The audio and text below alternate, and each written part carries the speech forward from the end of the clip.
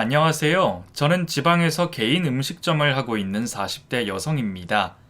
여기 올라오는 사연 잘 듣고 있어요. 듣다 보니까 저도 제 얘기가 하고 싶어서 이렇게 핸드폰 메모장을 열었는데 막상 쓰려니 어떻게 시작해야 할지 모르겠네요. 제가 워낙 글솜씨가 없어서요. 좀 서툴더라도 이해해 주세요. 사실 남한테 쉽게 제 얘기를 하는 성격은 아니에요. 이 이야기도 정말 친한 친구 한 명 빼고는 그 누구에게도 해본 적이 없네요. 하지만 속에만 쌓아두고 있자니 병이 되는 것 같아서요. 익명의 힘을 빌어서라도 이렇게 털어놔 봅니다. 아마 끝까지 들으면 깜짝 놀라실 거예요. 이 여자 인생 한번 참 굴곡졌구나 하고요. 이쯤 되면 무슨 사연일지 궁금하시죠? 거두절미하고 시작하겠습니다. 저는 어릴 때 아버지가 돌아가시면서 엄마랑 둘이서 살았어요. 엄마는 혼자 몸으로 저를 키우면서 정말 많은 고생을 했죠. 우유 배달, 파출부, 건물 청소, 음식점 설거지 일까지 돈 되는 건 닥치는 대로 다 하셨어요. 그래도 살림살이는 나아지지가 않아서 초등학교 때까진 곰팡이 가득 핀 반지하에서 살았는데요. 대낮에도 어두침침한 그곳에서 숙제를 하면서 엄마를 기다리던 기억이 아직도 생생합니다. 그러다 늦은 밤, 엄마가 퇴근하면 잔뜩 부어있는 엄마의 다리며 팔을 주물러 주곤 했죠. 그럼 엄마는 아이고 시원해라. 우리 딸 다 컸네. 이제 이렇게 엄마 다리도 주물러 주고 하면서 저를 칭찬해 줬어요. 사실 어린애가 주무르는 게 뭐 얼마나 그렇게 시원했을까 싶어요. 그냥 제 정성이 기특했던 거겠죠. 어쨌든 어린 마음에도 엄마가 너무 지친 게 보여서 빨리 어른이 되고 싶었어요. 빨리 어른이 돼서 돈을 벌어 엄마를 호강시켜주고 싶었죠. 그런데 저희 엄마는 생각보다 더 강한 사람이었어요. 힘든 상황에서도 악착같이 한 푼 두 푼 돈을 모으더니만 제가 중학교 입학할 쯤 작은 가게를 하나 차리셨죠. 바로 곱창집이었는데요. 돌아가신 할아버지가 소 잡는 일을 해서 좋은 내장 보는 법이며 손질하는 법까지 대충 꿰고 계셨거든요. 발품 팔아 찾은 납품처에서 신선한 곱창을 받아와 새벽부터 그걸 하나씩 일일이 직접 손질하셨죠. 몇 시간이나 쭈그리고 앉아 그러고 있으니 가뜩이나 성치 않은 몸이 다 망가지셨어요. 어린 마음에 그게 참 보기 싫었어요.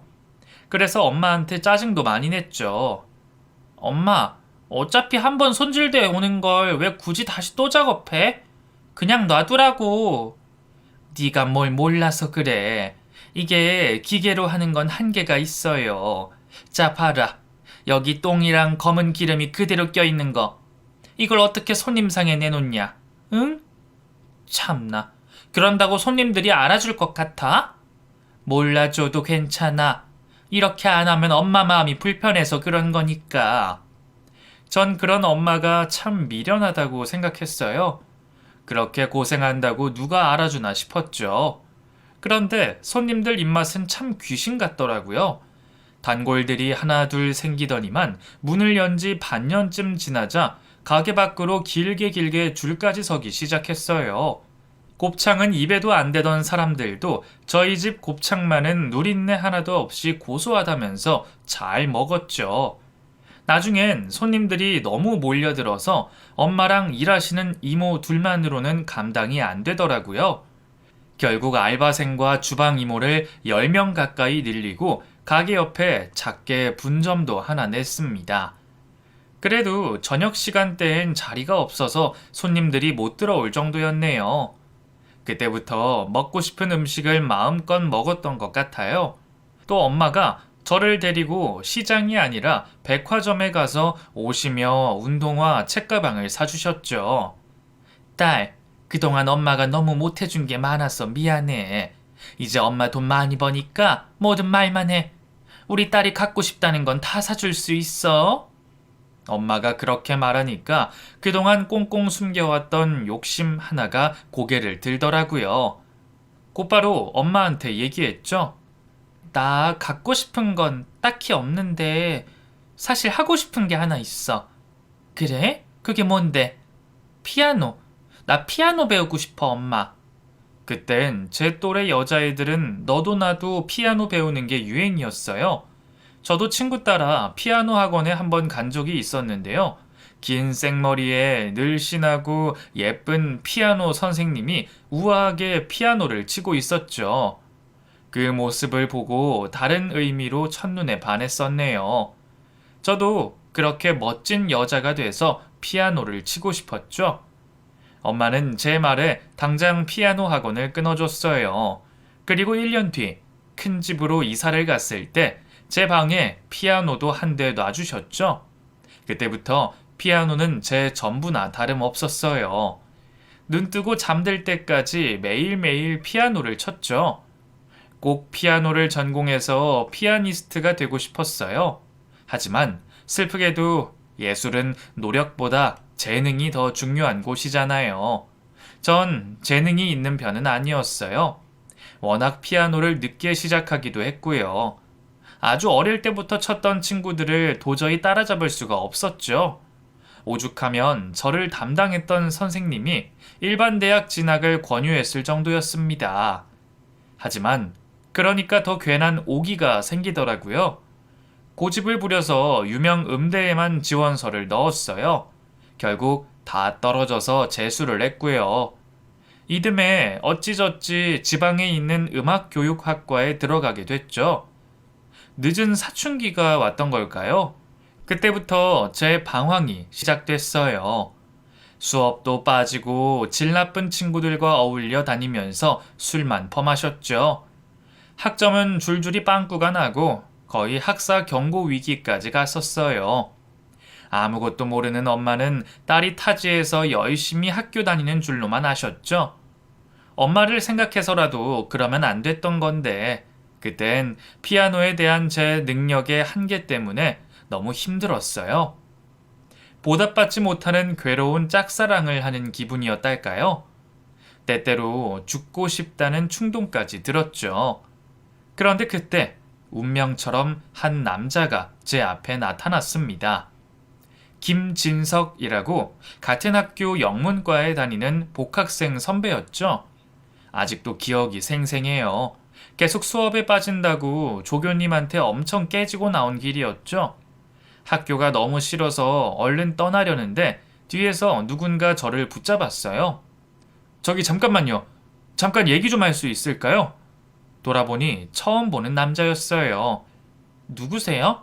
하고 물으니까 전 영문과 3학년 김진석이라고 하는데요. 그 작년에 축제에서 피아노 쳤던 분 맞죠? 하더라고요. 친구가 무용과라서 축제 공연할 때 반주를 해준 적이 있는데 그때 저를 봤던 모양이더라고요. 네, 맞기는 한데 왜요? 사실 제가 피아노에 흥미가 좀 생겨서요. 혹시 저 좀 가르쳐 주시면 안 될까요? 따로 강습비도 낼게요. 생각지도 못한 말에 깜짝 놀랐어요. 당황스럽기도 했고 무엇보다 너무 부담스러웠죠. 피아노를 손에 놓은 지가 꽤 오래됐었으니까요. 그냥 동네 피아노 학원 가서 배우세요. 저도 아직 학생인데 누가 누굴 가르치겠어요. 저도 모르게 좀 까칠하게 대답하고는 그대로 가려고 했어요. 그런데 그 선배가 다시 저를 붙잡더라고요.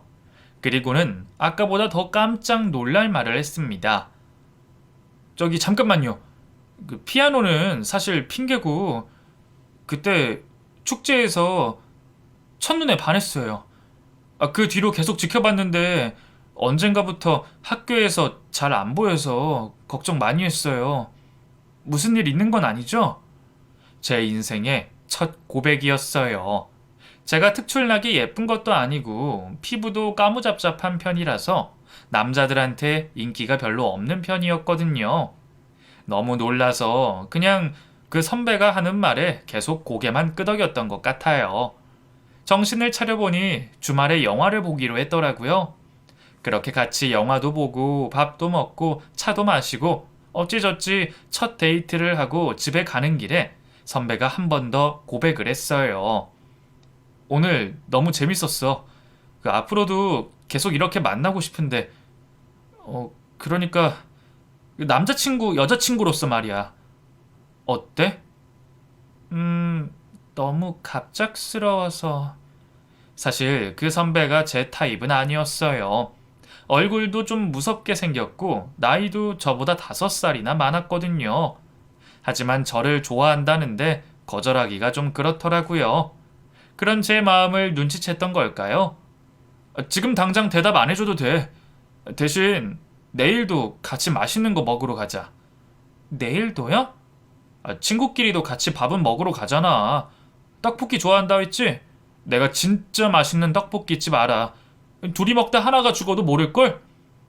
선배는 내성적인 저와 달리 참 넉살이 좋았어요. 그렇게 얼떨결에 다음날 또 떡볶이를 먹으러 갔죠.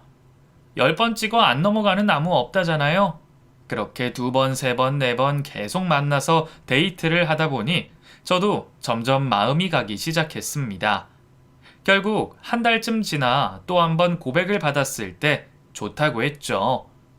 겨우 남자친구가 한 명 생긴 것 뿐인데 괴롭기만 했던 인생이 봄날 같아지더라고요. 그냥 남자친구 얼굴을 보고만 있어도 해실해실 웃음이 나왔어요. 남자친구는 제게 참 헌신적이고 자상했어요. 학교에 마음을 붙이지 못하고 방황하던 제게 큰 의지처가 되어줬습니다. 피아노 배우면 꼭 다 베토벤, 모차르트가 돼야 하나? 그냥 즐겁게 치면 되지. 꼭 이걸로 먹고 살아야 해 하는 강박을 버려. 그게 어디 말처럼 쉽나? 우리 엄마가 나 피아노 공부시킨다고 쏟아부은 돈이 얼만데. 피아노 말고 다른 걸로 효도하면 되지. 나처럼 듬직하고 잘생긴 사윗감을 소개해 준다거나. 참나, 하여간 넉살은. 어쨌든 너무 부담 갖지 말라고. 세상에 대학 전공 살려서 먹고 사는 사람보다 아예 다른 일 하는 사람이 더 많을걸? 나만 해도 영문과지만 지금 일반 회사 취업 준비하잖아. 우리 지아 맛있는 거 많이 사주려고. 남자친구와 그런 실없는 대화를 나누다 보면 이상하게 마음속 근심이 눈 녹듯 사라졌어요. 남자친구는 어떻게 보면 대책 없다 싶을 정도로 긍정적인 사람이었는데 그게 예민하고 불안감 높은 제겐 좋은 영향을 줬던 것 같아요. 아버지가 어릴 때 돌아가셨기 때문일까요? 전 시간이 흐를수록 점점 더 남자친구에게 의지하게 됐습니다. 스스로 독립심이 많고 개인적인 성향이라고 생각했는데 이상하게 남자친구 앞에서만큼은 어린애처럼 어리광을 부리게 되더라고요. 남자친구도 그런 저를 잘 받아줬어요. 어지간해선 제게 다 져줬죠. 제 잘못으로 싸워도 늘 먼저 사과해줬어요. 그런 남자친구가 결코 양보하지 않은 게 하나 있었어요. 바로 결혼 문제였습니다. 남자친구는 이혼 가정에서 자랐는데요. 고등학생 때 부모님이 이혼한 뒤로 쭉 혼자 살았다고 하더라고요. 남자친구가 자세히 말해주진 않았는데 부모님이 각자 서로 다른 가정을 꾸리면서 남자친구랑 같이 사는 걸 꺼렸던 것 같아요. 그래서 그런지 남자친구는 가정을 빨리 꾸리고 싶어 했어요. 저와 졸업하면 바로 결혼하고 싶다는 말을 입에 달고 살았죠. 하지만 전 결혼은 좀 천천히 하고 싶었어요. 첫 남자친구랑 바로 결혼한다는 게 좀 걱정되기도 했고요. 당장 제 직업도 결정을 못했는데 덜컥 결혼을 해도 되나 싶더라고요. 하지만 남자친구는 끈질겼어요. 졸업하고 작은 제약회사에 취업하자마자 매일같이 결혼하자고 노래를 불렀죠. 지아야, 나 혼자 사는 게 지긋지긋해. 퇴근하면 집에서 네가 웃으면서 맞이해줬으면 좋겠어. 응? 응? 또 그 소리. 나 아직 학교 졸업도 안 했어. 대학생이 무슨 결혼이야. 그리고 오빠도 나도 모아둔 돈 없잖아. 돈 없으면 결혼도 못해? 내가 열심히 벌고 있잖아. 너 하나쯤은 충분히 먹여 살릴 수 있으니까 걱정하지 마.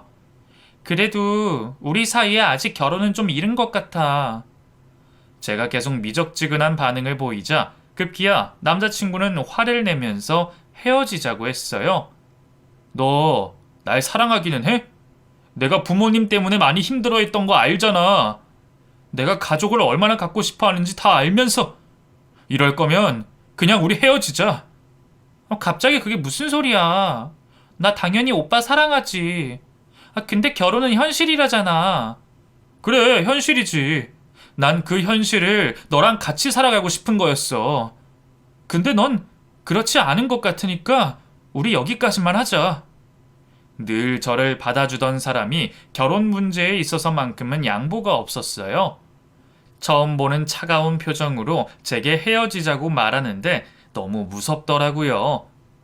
전 남자친구를 너무 사랑하고 있었고 헤어지고 싶지 않았어요. 결국 전 학교를 졸업하자마자 바로 남자친구와 결혼하기로 했습니다. 그런데 의외의 난관이 있었어요. 바로 엄마의 반대였죠. 엄마는 대학교 갓 졸업한 애가 무슨 결혼이냐면서 피아노 공부나 더 하라고 펄쩍 뛰셨어요. 인사 온 남자친구가 마음에 들지 않는다고 집안에 들이지도 않으셨죠. 엄마, 일단 얼굴이라도 한번 봐봐. 아마 엄마도 마음에 쏙 들 거야. 응? 쏙 들기는 무슨. 눈빛이 쎄하고 사고를 쳐도 단단히 칠 놈이야. 내 두 눈에 흙이 들어가는 한이 있어도 절대 허락 못한다. 엄마의 뜻은 단호했어요. 하지만 자식 이기는 부모 없다고 제가 사흘 밤낮을 굶으면서 투쟁하자 결국 백기를 뒤셨죠. 그 뒤로는 일사천리였어요.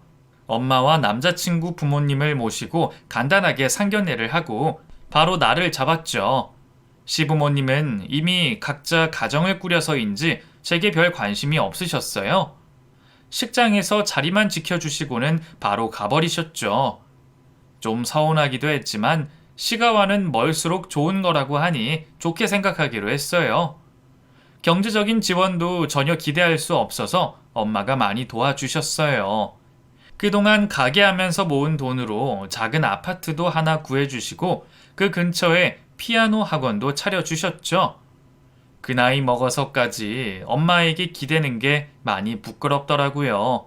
남편과 둘이서 매달 조금씩 갚겠다고 했지만 엄마는 부모가 자식한테 해주는 건데 갚기는 뭘 갚어. 그냥 둘이 잘 살기만 해. 엄마는 그것밖에 바라는 거 없으니까 하면서 거절하셨어요. 그래도 왠지 모르게 빚지는 기분이 들어서 꼭 갚고 싶었어요. 피아노 학원을 잘 운영해서 돈을 많이 벌어야겠다고 결심했죠. 하지만 현실은 차가웠어요. 제가 대학 간판도 변변치 않고 유학 경험도 없으니 전문 입시는 꿈도 꿀 수 없었고요. 초등학교 저학년 아이들을 대상으로 가르쳤는데 돈도 별로 안 되지만 심적인 스트레스가 꽤 컸어요. 학생들을 많이 모집하려면 아이 엄마들하고 잘 지내야 하는데 내성적이고 낯가리는 저로선 꿈도 꿀 수 없었죠. 이미 동네 피아노 학원들이 인맥을 꽉 잡고 있기도 했고요. 수강생이 점점 줄기 시작하더니 급기야 건물 월세를 내기도 빠듯해졌습니다. 엄마에겐 차마 말하지 못하고 남편에게 푸념하는 날들이 늘어갔죠. 그런데 남편은 엄마와 통화하면서 은근슬쩍 그 얘기를 흘린 모양이에요. 어느 날 엄마가 저희 피아노 학원까지 찾아오셨더라고요. 그러더니 대뜸 생각지도 못한 제안을 했습니다. 너 엄마 가게 물려받을 생각 없니? 엄마 가게? 갑자기 그게 무슨 소리야? 김서방한테 듣자 하니 요즘 학원이 많이 어렵다면서.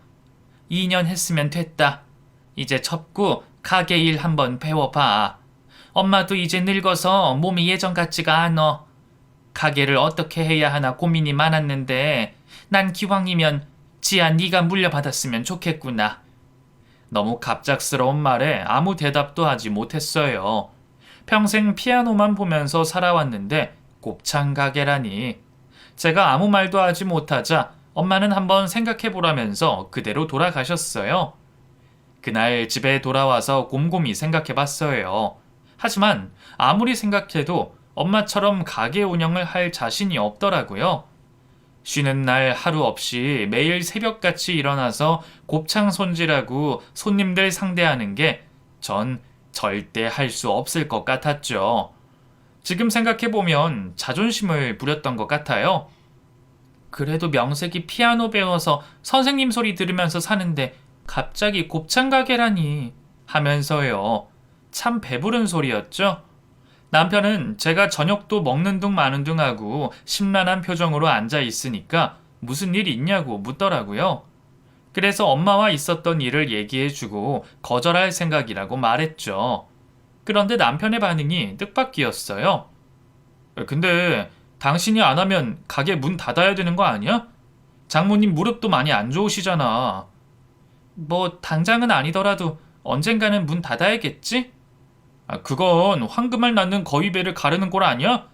장모님 그걸로 돈 많이 버신다며. 한 달에 얼마 정도나 벌어? 글쎄, 자세히 물어본 적은 없는데 어쨌든 억대라고 했던 것 같아. 전에 텔레비전 맛집 프로에 한번 나왔을 때 수익 공개한 적이 있거든. 뭐? 억대? 남편은 두 눈이 휘둥그레해져서 깜짝 놀라더라고요.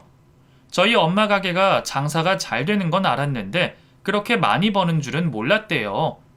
급기야 저한테 피아노 학원 그만두고 곱창 가게를 물려받으라고 하더군요. 그거 안 물려받으면 바보지. 자식이라곤 당신 하나밖에 없는데 당신이 안 물려받으면 끝이잖아. 억대 수입이 땅에 버려지는 꼴이라고. 그 돈이 그냥 거저 나오는 줄 알아? 음식점 일이 얼마나 힘든데. 우리 엄마 아직도 쭈그리고 앉아서 일일이 손으로 곱창 손질해. 기계로는 한계가 있다면서. 그래서 손이고 무릎이고 멀쩡한 구석이 하나도 없다고. 그 돈이 다 우리 엄마 몸 갈아서 나오는 돈이야. 난 그렇게는 못할 것 같아. 아휴, 하면 하는 거지 못하는 게 어딨어. 당신이 못하겠으면 내가 할게. 야, 안 그래도 요즘 부장이 너무 갈고돼서 스트레스였는데 그냥 회사 때려치고 곱창 가게나 하지 뭐. 우리 엄마 가게를 물려받겠다고? 응, 나도 가족이잖아. 딸이 못하겠다면 사위라도 물려받아야지. 전 남편이 농담을 하는 줄 알았어요. 하지만 다음 날 남편은 진짜 회사에 사표를 내고 왔습니다. 아니 엄마한테 얘기도 안 꺼내보고 대뜸 사표부터 내버리면 어떡해. 에이, 사위 사랑은 장문데 설마 거절하시겠어? 남편의 대책 없는 긍정적인 성격이 그때만큼은 참 싫더라고요. 하지만 이미 엎질러진 물, 뭐 어쩌겠어요. 남편과 함께 엄마를 찾아갔죠. 엄마는 당연히 탐탁치 않아 하셨어요. 이게 보기엔 쉬워 보여도 엄청 힘들어. 진짜 할 수 있겠나? 그럼요. 당연하죠. 지아보다 체력이나 정신력이나 제가 더 나아요. 이 사람 가게 일한다고 고생하는 거 보느니 제가 하는 게 낫죠. 장모님도 평생 일궈오신 가게 대대손손 물려주고 싶으시잖아요.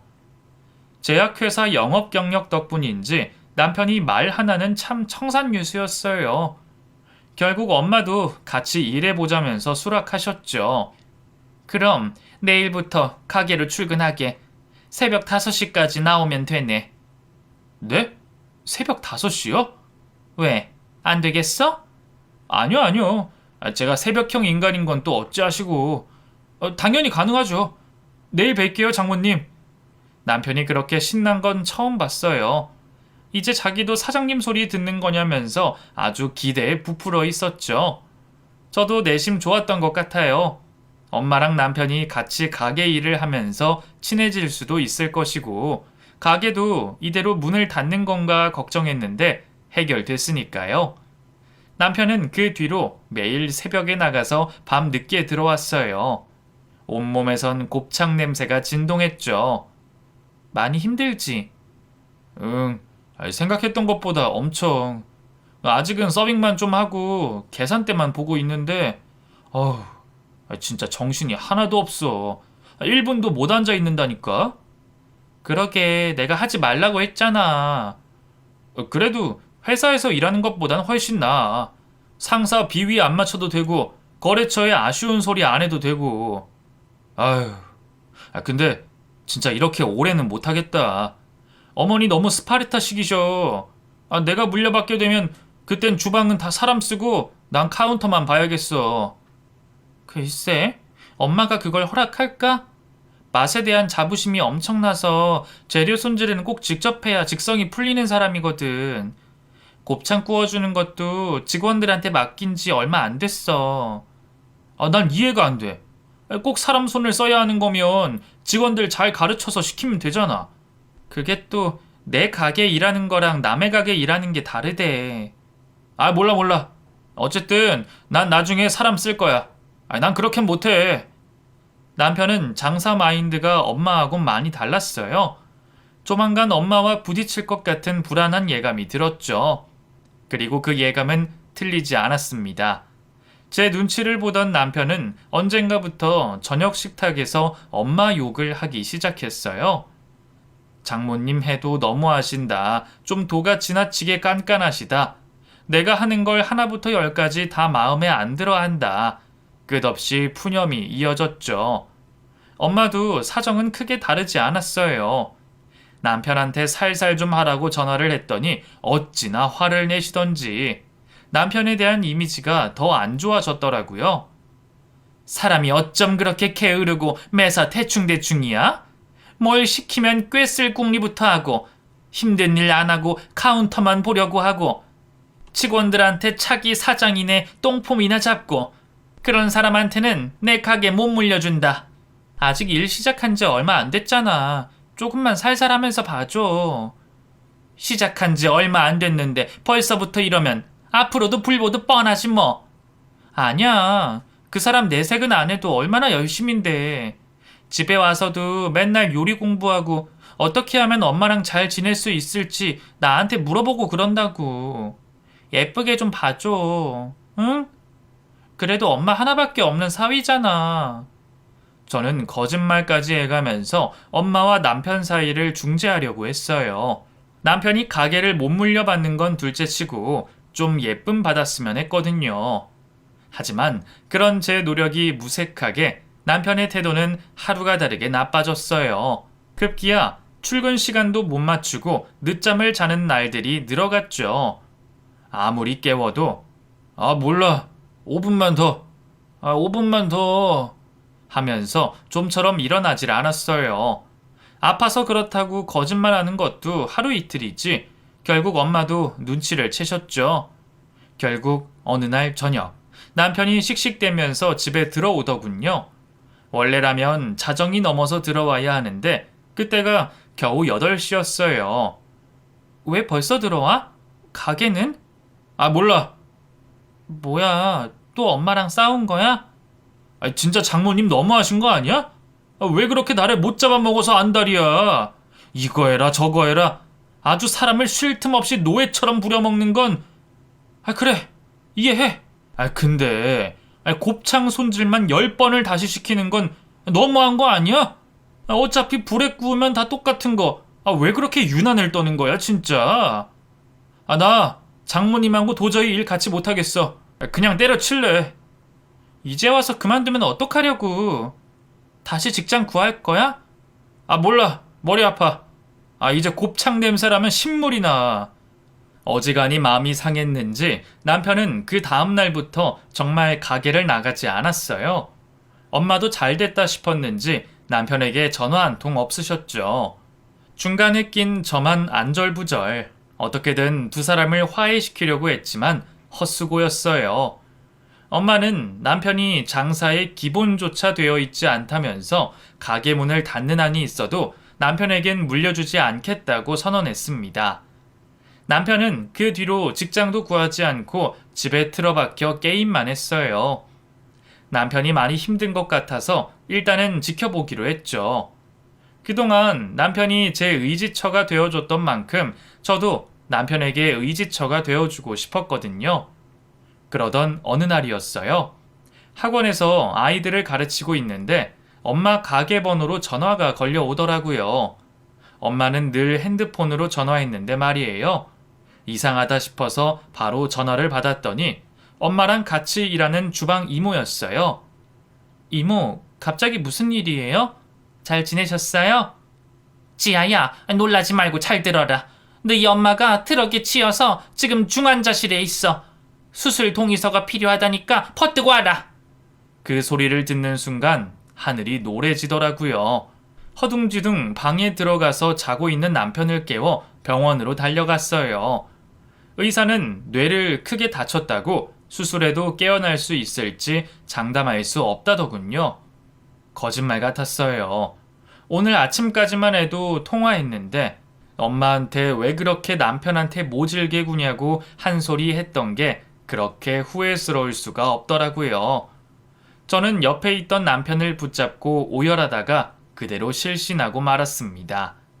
다시 눈을 떴을 땐 엄마의 수술이 다 끝난 상태였어요. 수술은 잘 됐다고 하는데 엄마는 눈을 뜨지 못하셨습니다. 그렇게 하루, 이틀, 3일, 일주일 넘게 의식 없이 중환자실 침대에 누워 계셨죠.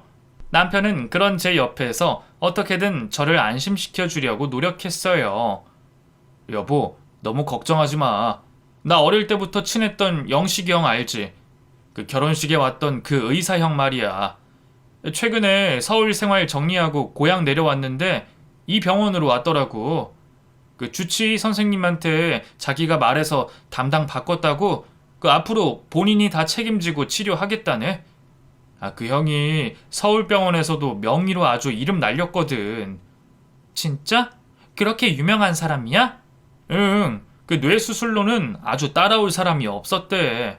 그걸로 TV 출연도 한 적 있고, 그리고 그 모르는 사람보다 아는 사람이 훨씬 낫잖아. 뭐라도 하나 더 챙겨줄 거 아니야. 그러니까 안심해. 장모님 곧 깨어날 거야. 알았지? 응, 고마워 여보. 옆에 있어줘서.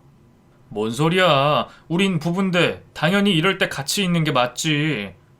엄마와의 갈등으로 한때 제게도 냉랭했던 남편은 언제 그랬냐는 듯 연애 시절처럼 다정해졌어요. 가게도 언제까지 비워둘 수 없지 않냐며 다시 나가기 시작했죠. 당신 가게 일 다시는 안 한다고 했잖아. 괜찮겠어? 장모님이 저렇게 되셨는데 나라도 나가봐야지. 그 사장 없이 직원들만 두고 가게가 제대로 굴러가겠어? 장모님 다시 일어나셨을 때 가게가 엉망진창이면 얼마나 상심하시겠어. 저희 엄마를 위해 다시 굳은 가게 일을 도맡겠다는 남편이 너무 고마웠어요. 매일 새벽같이 일어나서 가게로 출근했다가 오후에 잠깐 병원에 와서 저희 엄마를 보고 가곤 했죠. 그래도 엄마의 빈자리를 채우기엔 역부족이었던 걸까요? 손님이 눈에 띄게 줄기 시작했다면서 의기소침해 하더라고요. 그치만 그땐 그런 걸 신경 쓸 정신이 없었어요. 가게야 어떻든 그저 엄마가 빨리 눈뜨기만을 바랄 뿐이었죠. 하지만 계절이 3번이 바뀌도록 엄마는 눈을 뜨지 못했습니다. 중간에 잠깐 의식을 차린 적도 있었지만 아주 잠깐이었고 저도 알아보지 못하고 눈만 깜빡이다가 그대로 다시 눈을 감아버리셨어요. 주치의, 그러니까 남편의 아는 형이라던 영식 씨도 참 많이 미안해했죠. 엄마가 나이가 나이인지라 회복이 쉽지 않을 것 같다고요. 그렇게 1년 가까이 신락 같은 희망을 부여잡고 연명치료만 이어갔습니다. 그렇게 되자 경제적으로 많이 힘들어졌어요. 피아노 학원을 처분한 돈도 치료비며 수술비로 다 나간 상태였고요. 남편이 가게에서 가져오는 수익도 예전에 엄마가 벌던 때만 못했죠. 오히려 직원들 월급이며 재료값이며 제하고 나면 마이너스였어요. 다행히 영식 씨의 배려로 추가금 없이 특실에서 계속 지낼 수 있었지만 그래도 치료비가 너무 밀려서 늘 원묵과 독촉에 시달렸죠. 결국 저도 급한 대로 아는 선배한테 부탁해 피아노 과외를 시작했지만 엄마 병원비며 남편과 제 생활비로 쓰기엔 역부족이었죠. 남편도 너무 힘들었는지 결국 가게를 정리하는 게 어떻겠냐고 하더군요. 머리로는 그렇게 해야 되는 걸 알았지만 선뜻 대답이 나가지 않았어요. 엄마가 그 가게를 수십 년 동안 갈고 닦으며 얼마나 아껴왔는지 아니까요. 제겐 피아노가 전부였다면 엄마에겐 그 가게가 전부였죠. 전 남편에게 좀 더 생각할 시간을 달라고 했습니다. 그러던 어느 날이었어요. 영식 씨가 할 말이 있다며 부르더라고요. 혹시나 엄마 상태가 좋아진 걸까 싶어 일하다 말고 부랴부랴 병원으로 달려갔죠. 진료실엔 언제 왔는지 남편도 함께였어요. 무슨 일이에요? 엄마가 혹시 정신을 차리신 건가요? 그건 아니고, 이렇게 얘기하는 제 입장도 참 괴로운데, 그 검진 결과 어머님 혈액에서 곰팡이균이 발견됐어요. 이미 온몸에 퍼질 대로 퍼졌더라고요. 네? 곰팡이균이요? 네, 이대로는 폐혈증으로 큰일 나실 수도 있어요. 연명치료 중단을 하는 게 어떨까요? 연명치료 중단이라니. 엄마의 상태를 보면서 내심 각오는 해왔던 일인데 막상 들으니까 온몸에 힘이 쭉 빠졌어요. 그렇게 상황이 심각한 건가요? 어떻게든 살릴 수 있는 방법은 없어요? 저희 엄마 없으면 정말 안 돼요. 제발 저희 엄마 좀 살려주세요. 어느새 눈물로 앞이 뿌했어요. 보다 못한 남편이 다가와 저를 다독였죠. 여보, 1년이면 우리도 할 만큼 했잖아. 이제 더는 빚질 곳도 없어. 우리 그만 어머니 보내드리자. 아무렇지 않게 엄마를 보내드리자고 하는 남편이 너무 야속하게 느껴지더군요. 그런 남편을 밀치고 뭐라고 한마디 쏘아 붙이려는데 다시 영식의 씨가 입을 열었어요. 그리고 이렇게 버티고 있는 어머님도 많이 힘들 거예요. 편하게 해드리는 걸 바라고 계실지도 몰라요. 영식 씨의 마지막 말이 제 마음을 콕 쑤시더라고요. 그동안 병원비며 간병이며 나 힘든 것만 생각했지 병마와 싸우고 있는 엄마가 얼마나 괴로울지는 생각도 하지 못했거든요. 남편한테는 엄마를 식물인간 취급하지 말라고 화냈는데 오히려 제가 그러고 있던 거였어요. 그 순간 모든 게 탁 놓아지더라고요. 알겠어요. 연명치료 포기할게요. 뭘 어떻게 하면 되나요? 먼저 서약서에 서명부터 하셔야 하는데 절차가 있어서 바로는 힘들고요. 내일 오전에 제가 다시 부르면 오세요. 진료실을 나와 바로 엄마가 있는 병실로 갔어요. 그리고 산소 호흡기를 단 채 여전히 미동도 하지 않는 엄마 옆에서 한참을 울었습니다. 그렇게 얼마나 시간이 흘렀을까요? 조금 정신이 돌아오더라고요.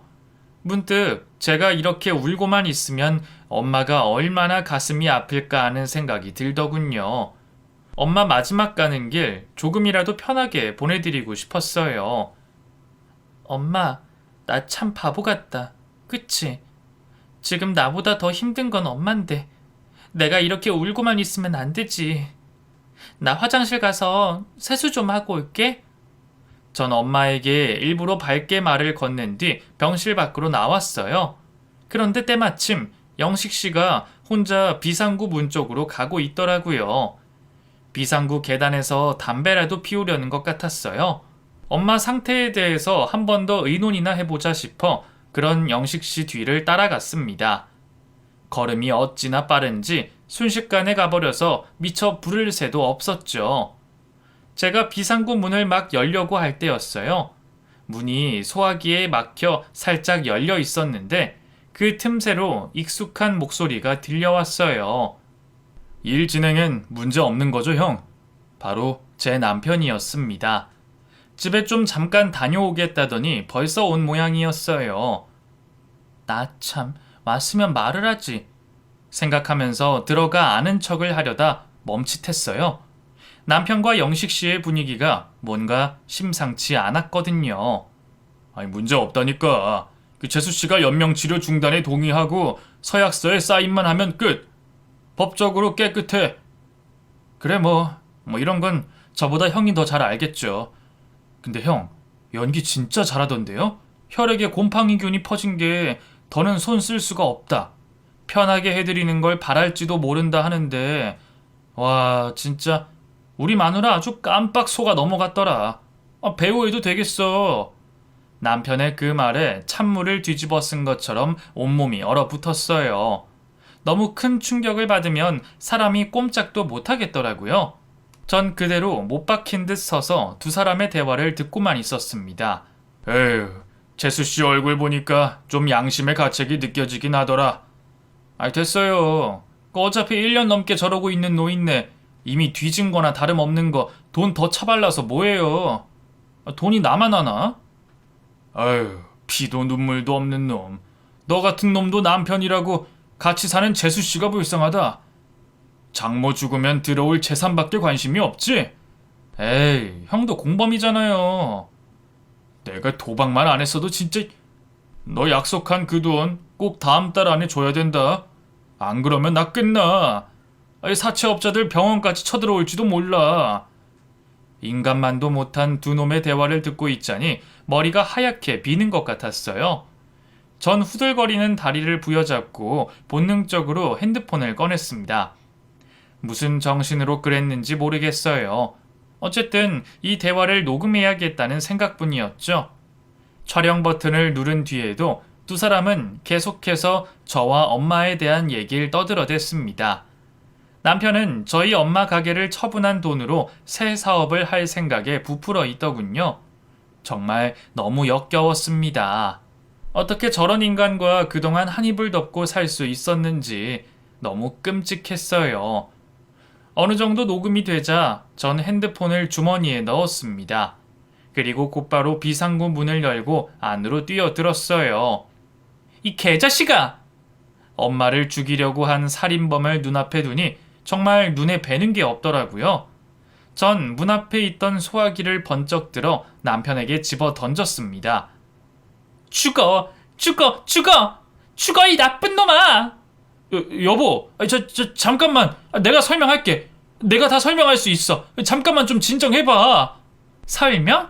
무슨 설명을 해? 이 의사 새끼랑 짜고 쳐서 우리 엄마 죽이려고 한 거 다 알았는데 무슨 설명을 더 해? 전 당황한 남편의 뺨을 그대로 몇 번이나 후려 갈겼어요. 그리고 옆에서 멍청하게 서 있던 의사의 머리끄댕이도 붙잡고 가만두지 않겠다고 난리를 쳤죠. 큰 소란이 일어서일까요? 곧 어디선가 달려온 경호원들이 저를 남편과 의사에게서 떼어냈어요. 그리고 무슨 일이냐고 물어봤죠. 전 펑펑 울면서 남편이 이 의사랑 짜고 쳐서 저희 엄마를 죽이려고 했어요. 저한테 엄마 몸에 곰팡이균이 퍼져서 더는 손 쓸 수 없으니까 연명치료를 포기하자고 했는데 다 새빨간 거짓말이었다고요. 하고 소리쳤습니다. 어느새 몰려든 환자며 의료진들이 제 말에 경악해선 수군대기 시작했어요. 당황한 의사는 제가 언제 그랬어요? 재수 씨가 뭔가 오해한 것 같은데 전 그런 말 한 적 없어요. 하고 발뺌을 하더군요. 남편도 갑자기 다가와 제 어깨를 감싸 안더니만 저를 미친 사람 취급하더라고요. 아이고 죄송합니다. 그 장모님이 너무 오래 식물인간 상태로 누워있다 보니까 안에 정신이 온전치가 않아요. 그 피해망상이 좀 생겨가지고 정말 죄송합니다. 하면서요. 전 기가 막혔어요. 뭐? 피해망상? 손이 발이 되도록 싹싹 빌지는 못할 망정 뭐가 어째?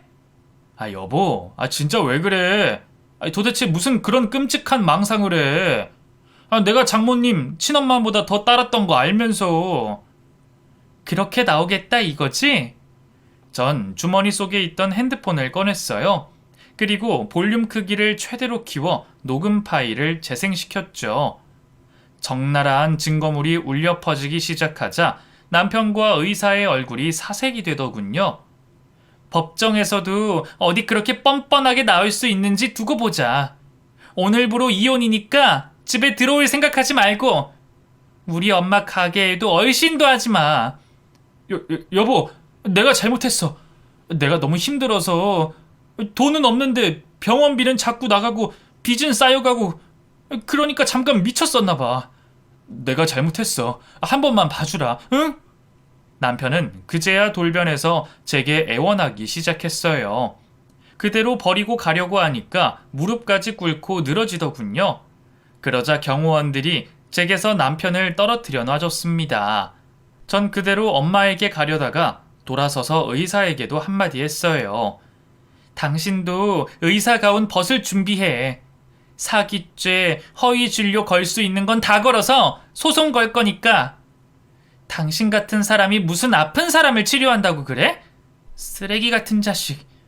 제 말에 의사는 별다른 반박도 하지 못한 채 그대로 주저앉아 버리더군요.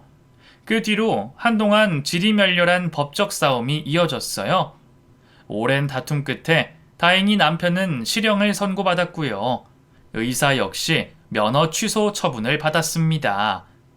의사 면허 취소는 어지간해선 나오지 않는 건데 증거가 워낙 명백해서 승소할 수 있었다고 하더라고요. 그 사이에 저는 엄마 병원을 옮기려고 했지만 엄마가 의식이 없는 상태라 쉽지 않더라고요.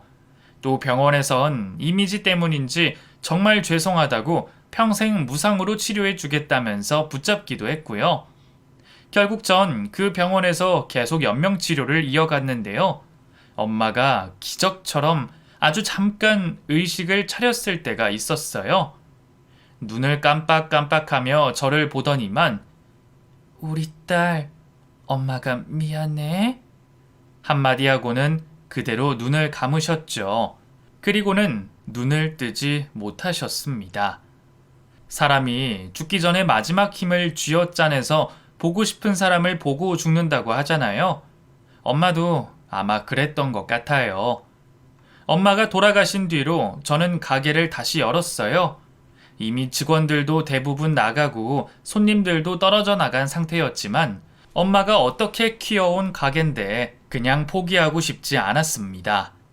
아파트를 처분한 돈과 남편에게 받은 위자료로 가게를 재단장하고 영업을 시작했죠. 그래도 엄마 어깨너머로 배운 게 있어서인지 한 2년쯤 지나니까 손님들로 다시 가게가 북적이기 시작했습니다. 엄마가 처음 가게를 시작할 때부터 왔던 단골 손님 중 한 분이 최근에 제게 예전 사장님만은 못한데 그래도 먹을만하네. 맛있어. 해주더라고요. 뭔가 엄마에게 인정받은 것 같아서 뿌듯하기도 하고 감격스럽기도 해서 핑 눈물이 돌았네요. 엄마의 분신이나 다름없던 이 가게를 앞으로는 제 분신처럼 여기며 잘 키워보려고 합니다. 긴 얘기 들어주셔서 감사합니다. 모두 행복하세요.